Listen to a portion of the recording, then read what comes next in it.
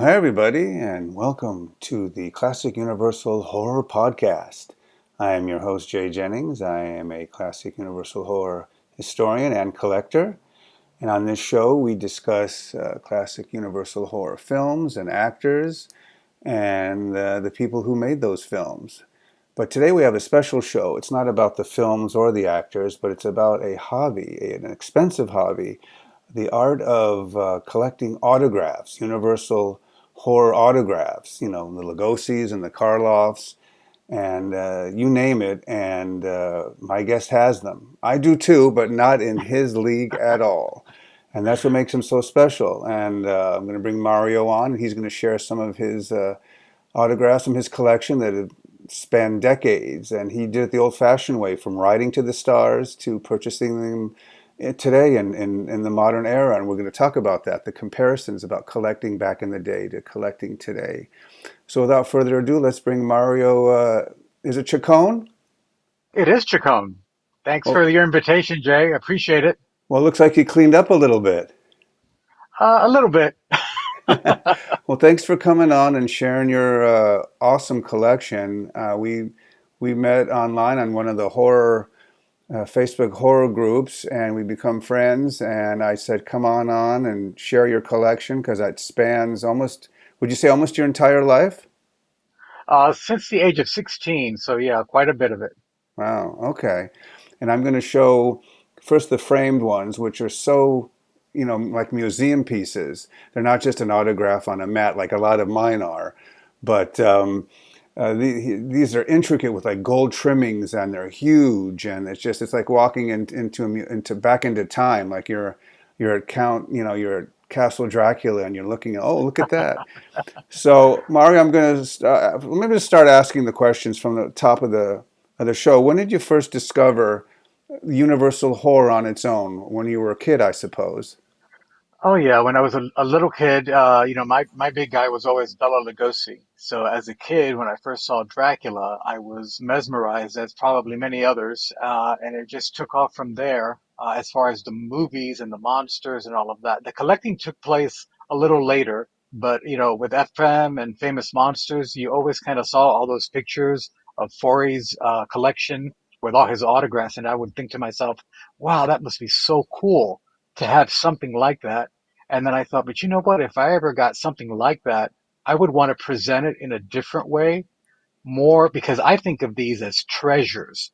So I don't want to just put them in a frame. I want to put them in a frame. And if somebody sees it and they don't know anything about horror, I want there to be something that explains who this person is, what this role is, how rare the item is. So I thought it would be eventually, a room where I could have them all displayed like that to look like a museum. But I mean, it was like that for a little while, but it's a little different now. Right. Um, no, I mean the photos that you showed me. Yeah, your different rooms, and it's all packed with just wall to wall autograph on the bed, on the couch, in the closet. I mean, it's just when you don't have room, you have nowhere to put it. Where else are you going to put them? But let me ask you, when you started collecting, do you remember what one of your first or a couple autographs were and how you attained them? Vincent Price, some of the more, recent people, Angus Scrimm, Carol Borland, the older actors, Karloff, Lugosi, of course, I wasn't around for them. So I've acquired those to do auctions and antique shows and things of that nature. Right. So let me ask you. I'm a collector too, and you and I both, we collect autographs, and we collect busts, and we collect masks, and we collect figures and statuary. I did like, the monster movie type things. So not into anything like collecting, but I bought the models and I do some sculpture myself. So that kept me kind of busy. But nothing as far as like, especially back then, stuff was very expensive. My parents couldn't afford it. So Don Post mask, I was lucky enough just to get the Famous Monsters magazines. But yeah, no sports for me Right. back then or now. So now, unlike myself, I strictly collect Universal Horror, classic Universal Horror autographs. Some of the monogram, PRC, some of the Poverty Row ones and stuff. I strictly That's because that's when I grew up. Watching the horror hosts here on local television, especially Sinister Seymour here in Los Angeles. I don't know. There was something about the old creaky Universal ones from the 30s and 40s that did it for me, but not for you. You also collect other genres, like you said, science fiction. You also collect Hammer too. It's just not relegated to Universal, right? Right. I mean, because I felt at some point when you get most of the bigger names, Cheney, Lugosi, Karloff, then you start going after those small, the lady in the corner who played the little kid or whatever. And then I started, those are hard to find. So then I'm thinking, well, I'm running out. So let's go to another, a Hammer. A lot of the Hammer stars were still alive and are still alive. So I've gotten tons of those because, again, the fact that these people were still alive and they would love to hear from people remembering them and their movies. But it becomes expensive too because you've got to send, the postage, the markers, you got to make that contact. See if you're willing to take a chance to send all these pictures that you've paid for. You may not get them back. That's happened a couple of times. Right. Well, let's just start showing them off and on. Sure. I'm going to put them, I guess, to the side of you, and we'll just start with Lugosi as Dracula. I know Lugosi is a very tough one to have. You have a few of them. Tell us a little about this one. Is this one of your favorites? It is one of my favorites. I've had this one for about 35 years. I got this in an auction. It's matted here with a replica of his Dracula ring. And this is a photo of him in the stage play.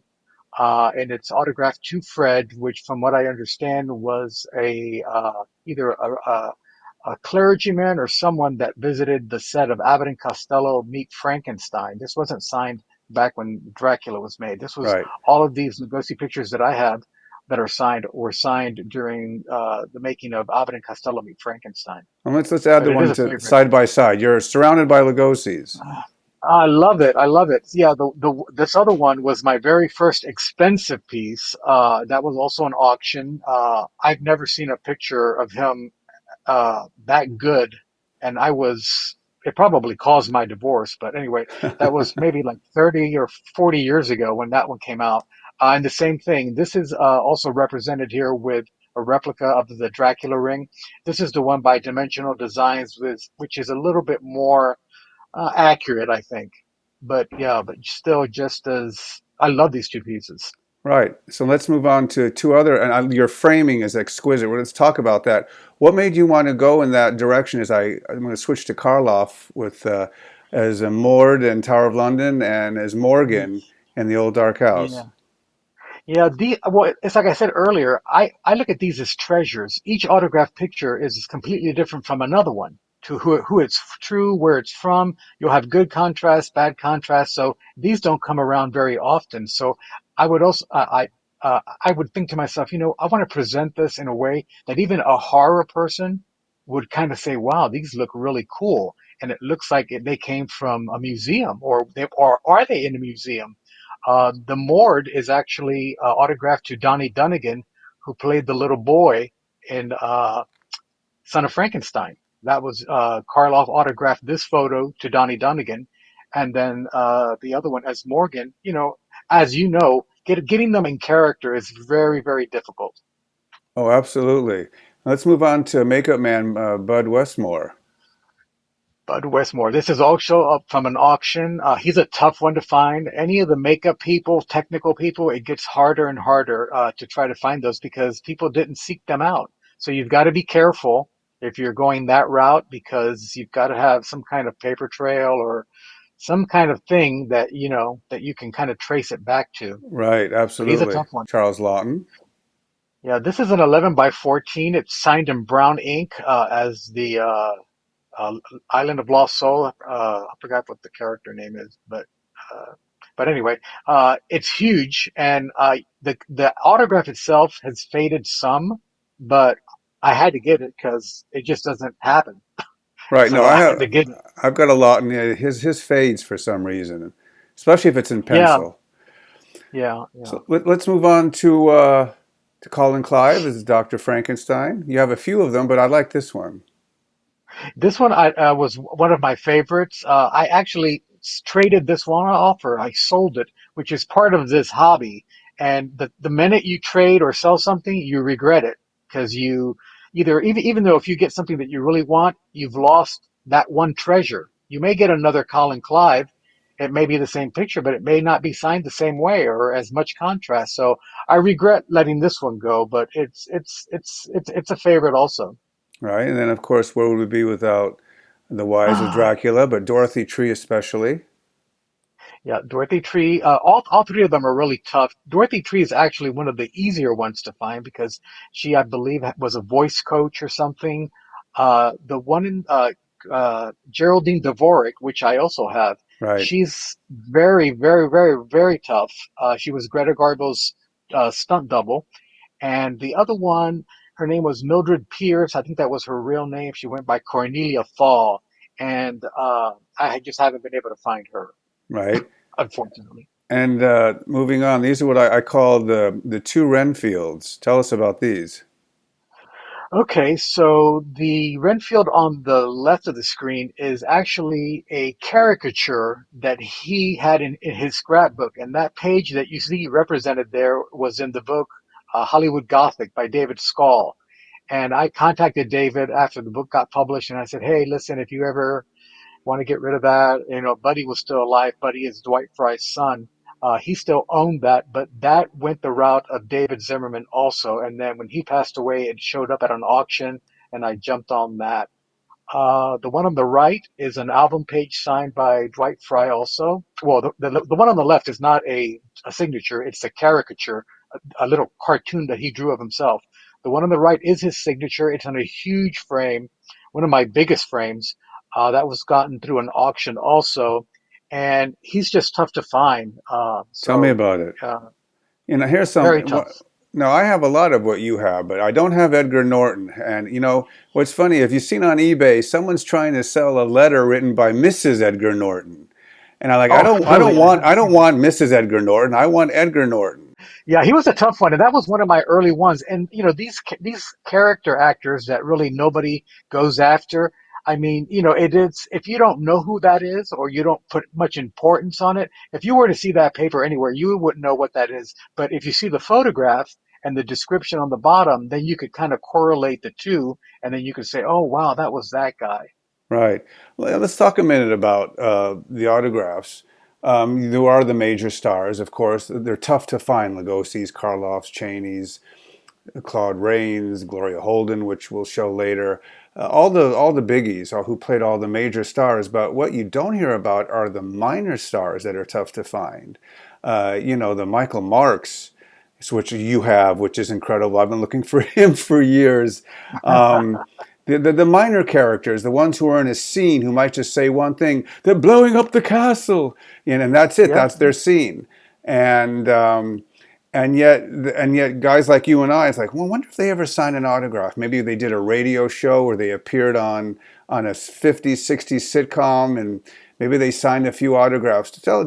What do you think about that? Are you kind of the same thing, that even though the Cheneys and the Karloffs and Lugosi's are big, I think it's just as fun to find a rarity from someone who just appeared for a second, maybe. Oh, absolutely. And those are even harder once you do find them to authenticate, because then do you take a chance and get it, or do you spend whatever the person is asking for it? On a lot of mine, sometimes I've taken a chance, just like you probably have. Sometimes we've been burned and sometimes we haven't. The Michael Marks photograph that I have was signed to Phil Riley, who was an author, and he wrote a lot of Universal stuff. As he interviewed all of these people while they were still alive, so some of that came from his collection. Wow. Yeah. I mean, a lot of them, the people who played Meisters or the mayors, like the Lionel Belmores, I know you have. And just that the minor characters, as you know, maybe they're one of Igor's victims in Son of Frankenstein or Ghost of Frankenstein, stuff like that. Just I believe the same thing. Those are the really tough ones to find as well. But anyway, let's move on to your collection. Okay, this one's really special to me. This was an autograph that was autographed to Dick Sheffield, which was the Lugosi teenager friend that befriended Lugosi when he was in his ailing years. Richard Sheffield, I met later in his life, and he had this, and he sold it to me. Um, and it's one of my favorite pieces because it's Edward Van Sloan as as Dr. Van Helsing. From in this particular photo, this is from Dracula's daughter. Something about I think it's the lapel or something is a little different from the first one. The one on the right is actually his legal name, where his real last name was S-L-O, I believe it's Sloan. It's Loune, or it's not the theatrical way. So this one on the right is signed the way his legal name is spelled. The one on the left and some of the other things that have been signed by him were signed the way he signed it for the movies. Right. And then we have the two Elsas. Also as a favorite, and she lasted for a long time. I never had the chance to write to her, but anytime you can get a photo of Elsa as the bride, you should try to get it. And then of course the photograph on the left, you get a lot of that pose. They'll reverse it, and you'll see her looking towards the right. So if you're a completist, you want the one from the left and you want the one from the right. And then the photograph on the right is just another shot of her. Uh, there's different angles, and I have many of her. I have her as well. That's I have where I guess where she's standing with the bulb and the lights, and she's standing straight Oh up. yeah, yeah, That's a good one. classic shot. Yeah. Yeah, And then, I mean, this is incredible. It's tough to find one Ernest Thesiger, but to have two, and you have yeah. The where one he's on the the young man and old. yeah, the one on the left is actually a letter. I like to collect letters because it's just more of the writing of the actor. So whenever there's a chance to get a letter, it might not be as great as getting it on a photograph, but I thought that I should, try to get that. So the on that left side, you'll have a facsimile of the front part of the page, and then the back side, which shows the reverse of the page with his signature, so that way, if you're looking at the display, you can read the entire letter. The one on the right is the biggest 5 by 7 I've seen of Ernest Dessinger anywhere. I do know of people who have 8 by 10s that are signed, but I've never been able to acquire one. So this was my best bet was this 5 by 7. Right, they're both great. And of course, what would a collection be without Professor Lampini, one of my favorites? I have that Uh, same photograph and autograph. and isn't that funny how we always we know what, the care that's, I mean, George Zucco made a lot of movies, but we all know him as this guy. The one on the left is also from an auction house. Uh, and it's great. It's tough to find him on a Frankenstein picture, like you said. They're readily more available. The one on the right is a letter, which, like I said, I like letters, but I don't have the one on the right anymore. I traded that or sold it or something. Glenn Strange, because he lived a little bit more, longer. There are a lot of Glenn Stranges out there, and you have to be careful. But he did correspond with a lot of people, and there's just a lot of them. But it's just be careful. Well, Gloria Holden, Countess Maria Zaleska from Dracula's daughter. She was a beautiful model too before she played that role. I think she's gorgeous.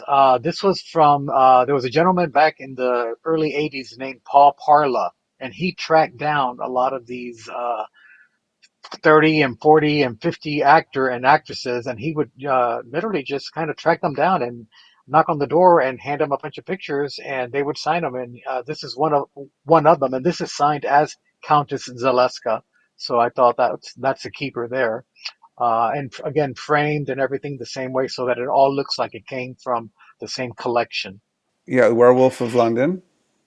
Yeah, this is a tough one to find, especially this shot because this is an early, it's not that it's an early makeup, but you don't see this picture a lot. You see another one that you may have there or not. But this one I got through Heritage Auction many, many, many years ago, paid a lot of money for it. It's signed on the side, and he has a distinctive signature. He does. And again, so that you could see it. And I mean, he could have placed that signature anywhere, but it's right there on the light part of the photo. It's one of my favorites also. And okay, and the next one I'm going to show is the legendary makeup man, Jack Pierce. The problem with these is Pierce is forged a lot throughout the years. It's tough to find a legitimate one. Right. So this one is actually what that signature is on the back of the photograph, and the name of the actress on that photograph. I can't even begin to remember to tell you who it was, but all these pictures came from Jack Pierce's scrapbook. And what he would do is he would sign or kind of like to uh, propertize his property. He would just put his name on the back of all his photographs, and this is one of those photographs matted with a photo of him making up Lon Chaney. Right? And I'm going to take up a full screen with with this one. I don't remember seeing a Carl Freund. I mean, that is so rare, it's not even funny, Yeah, I don't have this one anymore. Again, this is the game that us collectors play. right? I traded that off for, I believe, was another one that maybe we'll go through it later, and I'll remind you who it was for. I wasn't a really big person into technical stuff, like directors or cameramen or music. So this one wasn't a big deal for me, but he is Oh, super, too bad super we didn't tough. know each other. I would have grabbed it. No, I love He's tough though. cameramen and directors of photography and people who worked in the special effects and stuff. So I do have some directors like Roland V. Lee and some others. I really like the directors. So yeah, I thought that was a great one when you had it.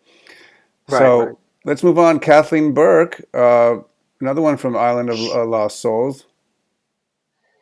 Yeah, this one is an 8 by 10. I mean, I think further down on the screen, I can't see it here, but Okay. it's an 8 by 10 signed of her. And so again, she just looks. It's a kind of like a glamorous pose, but how would you know who that was if I didn't represent it with a picture of who I wanted you to know who she was? So I matted it with a photograph of her as the Panther Girl, and then kind of gave a brief description of the movie and her role in it. Right. And then move on. We have two from the Wolfman. We have Lon Chaney Jr. and Maria Ospinskaya, Maliva, the Gypsy woman, who's actually she signed. It's not as rare as you think because she was an acting coach after her career was over. So it wouldn't have been that far fetched that she signed some autographs during those late before she passed. You're right. That one, you do see, especially from this photo shoot, I see a lot of images similar to this, and and they're readily available. I mean, even right now, if you go on eBay, I'm sure the ones that have been there for a couple of years actually are there. A couple of grand. I don't know if people are, that's another thing. Some people aren't willing to spend that much money on a photograph or anything. The Lon Chaney Jr. on the left was given to the wife of Paul Parla, that gentleman that I told you about that was searching down the stars. Her grandfather used to have a flower shop, and Lon Chaney would go in there every afternoon or whatever every weekend, and he told Lon Chaney Jr. that his daughter was a big fan of horror films and stuff like that. So he signed this photograph and gave it to the grandfather. The grandfather gave it to Donna Parla, and so I acquired this from them many, many, many years ago. And there's a video on YouTube where he's at a an amusement park, Right, I've and seen you can that. see him. It's this whole movie footage. Yeah, you'll see him signing these 8 by 10s of this shot. I mean, just a whole stack of them. And I'm thinking, boy, those were lucky kids. He's wearing his dark sunglasses. Yep, yep, that's it. And anyway, let's move on to a rarity. I think you've seen, if you Google search Matt Willis, you may find three or four ever. I have one, but you also have one, which is the famous one. This is the one I kept. This is the Okay, one that I traded. This is the one that I traded the Freund for. nice trade. So I thought, you know what? And I knew of this one's existence for a while. And I had told the collector, I said, hey, if you ever want to get rid of that. It's O.P. Hedgie. I have one, and I think I've seen one other one. Are you the one who has it? I have a couple of, well, I have two Wow. on album pages. I've never seen a signed photograph though. So if you do run across one, pick it up because it's hard to find. Oh, tell me about it. I added the photo with him sharing the smoke. So they're both Oh, smoking cigars. The Rondo Hatton, which is oh super yeah, tough to find, especially since he didn't live very long. yeah. He's actually buried here in Tampa, Florida.